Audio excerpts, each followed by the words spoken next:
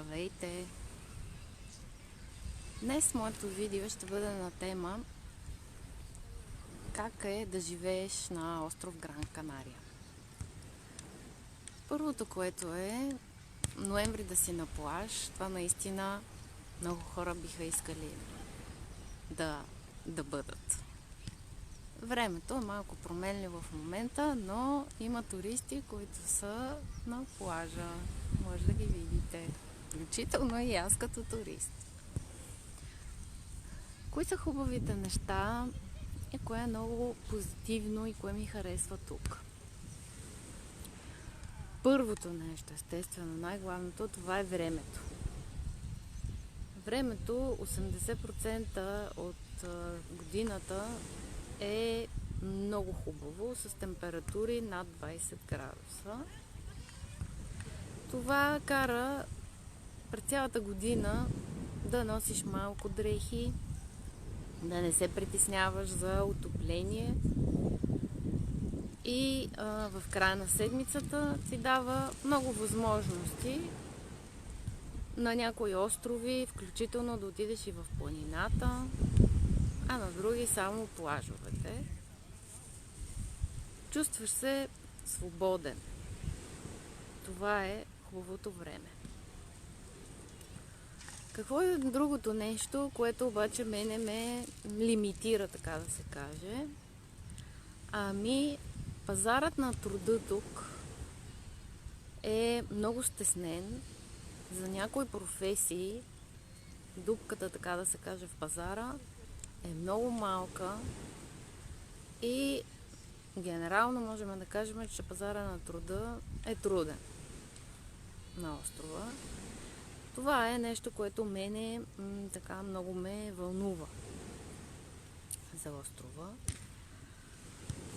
Нещо друго, което е много хубаво за острова, това е кухнята, например.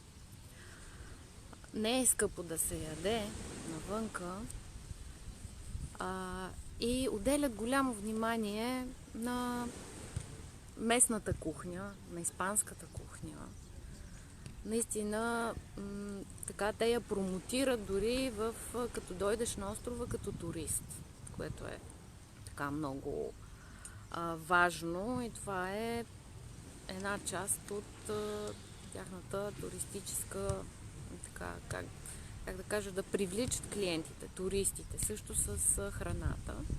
Дори в едно обикновено като локалче или бар, ни обикновени сандвичи, които те много обичат, са ти представени и се надпреварват всички да ти ги направят по-вкусни и по-красиви.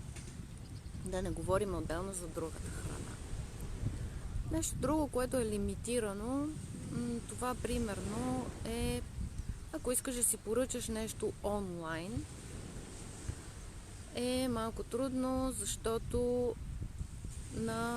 такъв е закона, че трябва да се плащат, нали, има някакъв лимит за малко пари, не, но за малко повече трябва да плащаш митници. Другото нещо, което е някой път за колите не можеш да намериш, нямат резервни части.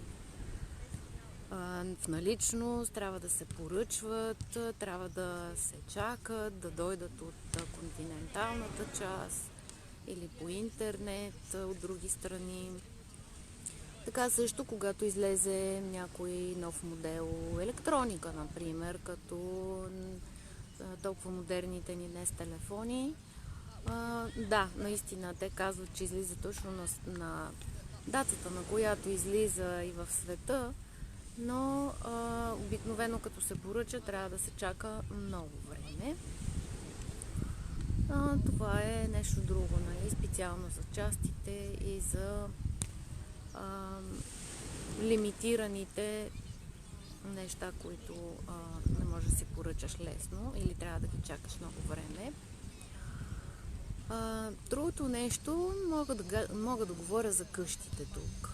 Къщите, да, много са добре приспособени за топлото време. Стънички стени с по-малки прозорчета, но не са приспособени, когато за влагата от морето и когато някой път наистина завалява, колкото е рядко да е, и за малко по-студени периоди, защото и тук се случва.